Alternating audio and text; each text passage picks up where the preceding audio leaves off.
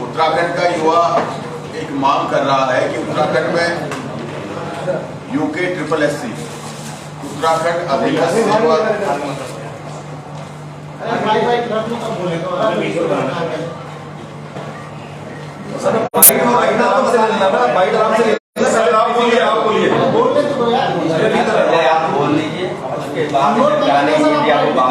पहले हम लोग नोट कर लें ताकि हम लोग लिख लें।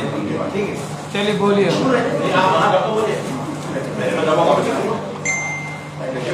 यार पहले आप इन्हीं लोगों को कर लीजिए, बाद में उत्तराखंड में पिछले 6 वर्षों से उत्तराखंड का बेरोजगार युवा सरकार से ये मांग कर रहा था कि उत्तराखंड में UKSSC उत्तराखंड अधीनस्थ सेवा चयन आयोग और उत्तराखंड लोक सेवा आयोग में जो सरकारी नियुक्ति की भर्तियां हो रही हैं उनमें भ्रष्टाचार हो रहा है। सरकार इसका संज्ञान ले और जांच कराए। विधानसभा के सत्र में कांग्रेस पार्टी ने तथ्यों के साथ इस सवाल को विधानसभा के पटल में रखा, साक्ष्य रखे, प्रदेश में प्रदर्शन किया, बेरोजगार संगठन ने प्रदर्शन किया, सचिवालय घेराव किया। उसके बाद जांच हुई तो 45 से ज्यादा लोग दोषी पाए गए। लेकिन पहले दिन से कांग्रेस पार्टी का हो, चाहे उत्तराखंड के बेरोजगार युवाओं का हो, चाहे बेरोजगार संगठन का हो, एक ही मांग थी कि इन भर्ती घोटालों की जांच CBI से कराई जाए। लेकिन सरकार CBI से जांच कराने को तैयार नहीं हुई। STF से जांच कराई, सरकार STF की जांच की और अपनी तारीफ करती रही।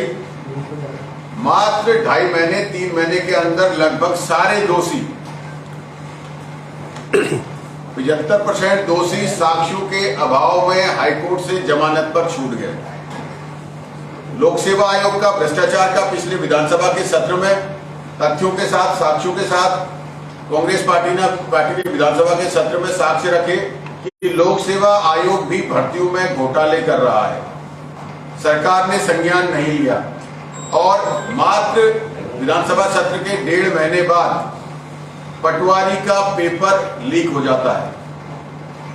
पटवारी पेपर लीक होने के बाद पूरे उत्तराखंड का आवाम, उत्तराखंड का बेरोजगार संगठन, उत्तराखंड के बेरोजगार युवा, कांग्रेस पार्टी CBI जांच की मांग कर रही है और कह रही है कि पहले आप दोनों आयोगों की CBI जांच करवा लीजिए और उसके बाद आप परीक्षाएं करवाइए। लेकिन सरकार ने आनन फानन में दोबारा पटवारी की परीक्षा कराई, जिसमें कई जगह पे छात्रों ने ये बात कही कि जो पेपर की सील है वो टूटी हुई है या ऊपर से जुड़ी हुई है।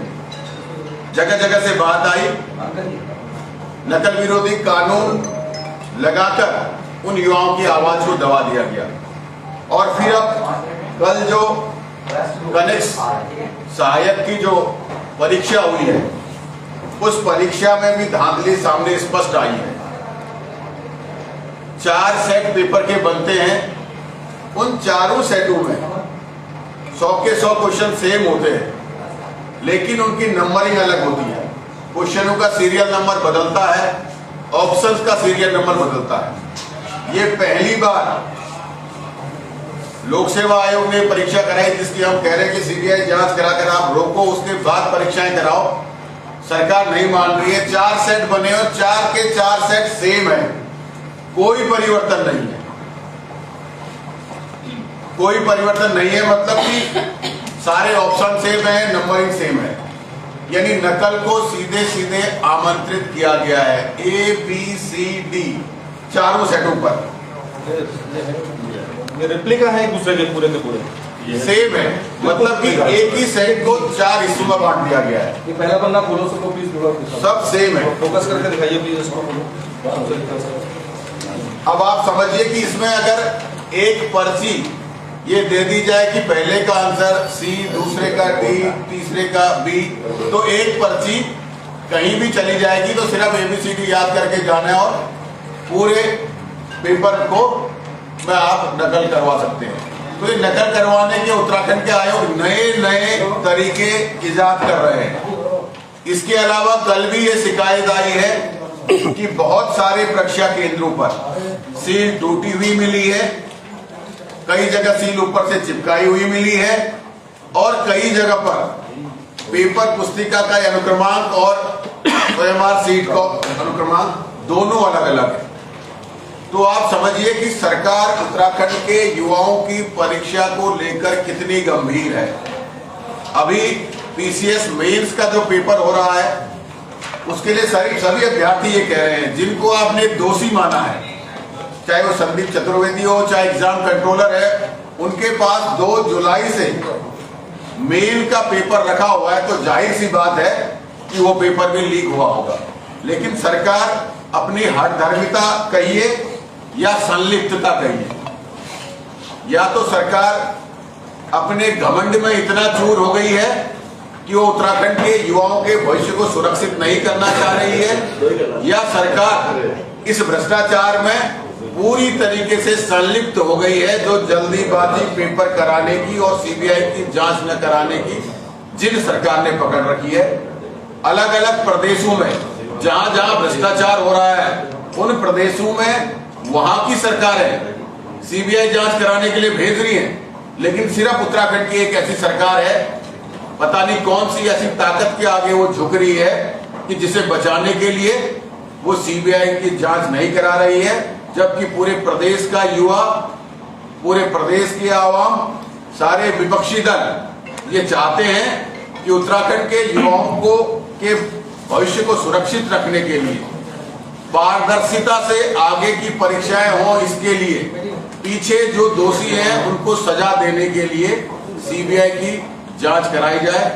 भले ही वो जांच हाईकोर्ट के सिटिंग जज के नेतृत्व में हो, लेकिन जांच कराई जाए।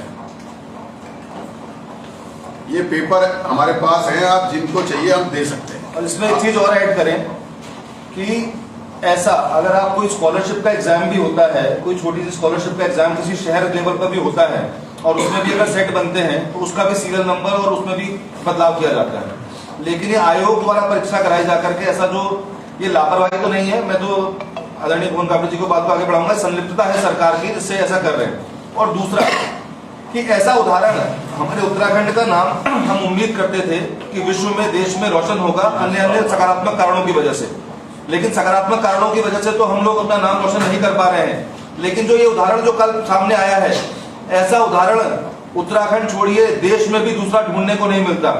जो हमारी दुनिया के बैकवर्ड नेशंस हैं वहां के अगर एग्जाम पैटर्न को आप स्टडी करेंगे तो वहां पर भी ऐसा उदाहरण दूसरा आपको देखने को नहीं मिलता।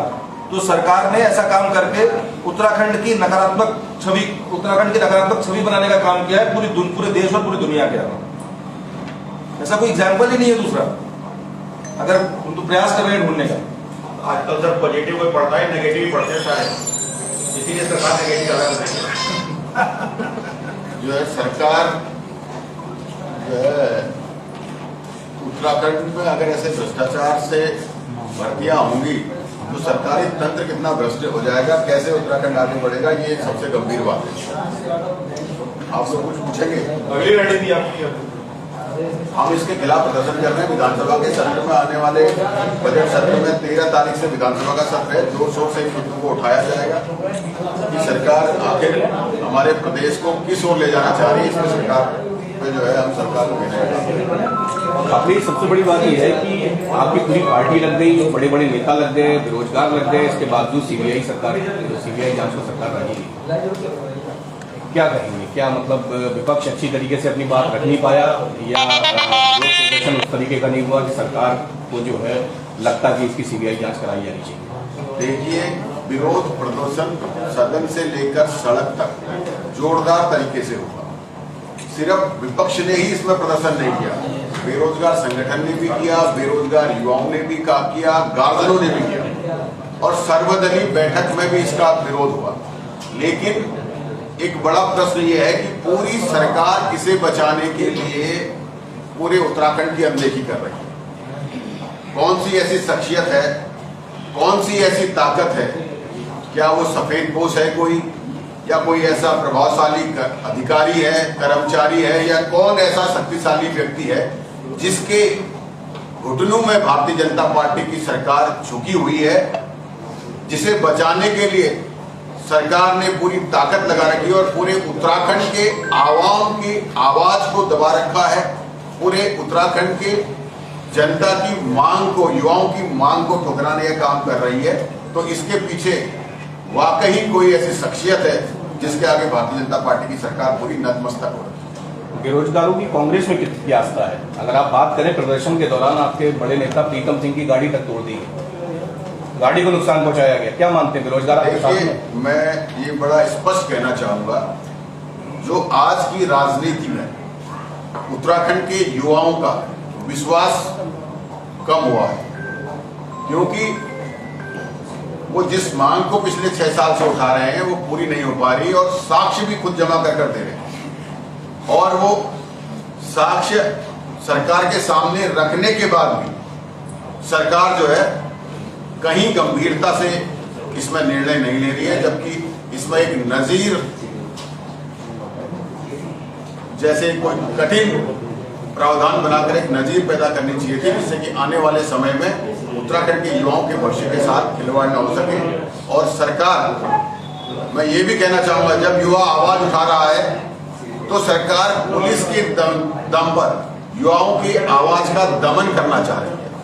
वो देहरादून में लाठीचार्ज हो या 307 जैसी संगीन धाराओं में बेरोजगार संगठन के युवाओं पर मुकदमा लगाने की बात हो, चाहे प्रदेश में प्रदर्शन कर रहे बेरोजगार युवाओं या NSY के हमारे यूथ कांग्रेस के साथियों पे पुलिस का लाठी बांधना, पुलिस का मुकदमा लिखना, जो युवा कोचिंगों में पढ़ रहे हैं और रणनीति बना रहे हैं कि सरकार जो गलत कर रही है हम उसके खिलाफ जाएंगे, तो कोचिंग संस्थानों के लोगों को पुलिस के माध्यम से धमकाना, ये सब कर आवाज को दबाने की कोशिश कर रही है। भुवन जी, मेरा एक सवाल है, अभी आपने एक बात कही कि सरकार किसी अधिकारी के घुटनों में नतमस्तक हो रही है, आप अभी आपने कहा, मैंने अधिकारी नहीं कहा, सफेद पोश, मैंने कहा कौन सी ऐसी वो शख्सियत है, वो सफेद पोश है, अधिकारी है, कर्मचारी है, या कौन ऐसा प्रभावशाली है? ठीक, आप बहुत खोजी हैं, मैं जानता हूँ, वकील तो जानता हूँ आपको कि आप बहुत गहराई तक चले जाते हैं और सब कुछ खोज के निकाल देते हैं। उसका नाम बता दीजिए। जब पता चलेगा तो आपको आपको सब पता है। नकल विरोध कानून को लेकर के मुख्यमंत्री का जगह जगह स्वागत किया जा रहा है। देखिए, अगर नकल विरोधी कानून स्वागत योग्य होता तो मुख्यमंत्री का स्वागत उत्तराखंड के बेरोजगार युवा कर रहे होते। मुख्यमंत्री को भारतीय जनता युवा मोर्चा से अपना स्वागत नहीं करवाना पड़ता।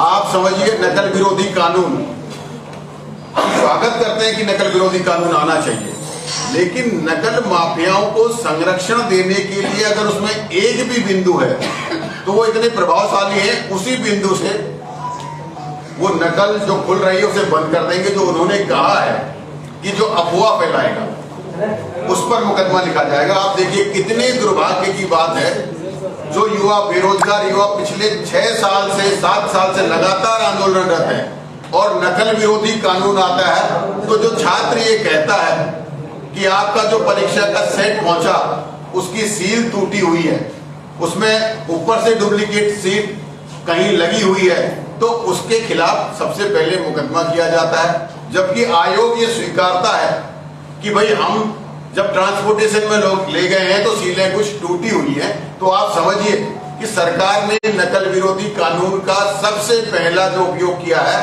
वो जो युवा आवाज उठा रहे हैं, जिनके अंदर एक हिम्मत पैदा हुई कि हम भ्रष्टाचार के खिलाफ बोलेंगे, हम जो है रोजगार में भ्रष्टाचार के खिलाफ बोलेंगे, जहां हमें दिखाई देगा उसको हम बताएंगे सोशल मीडिया के माध्यम से, उन पे मुकदमा लगाकर उनकी आवाज को दबाने के लिए इस कानून का उपयोग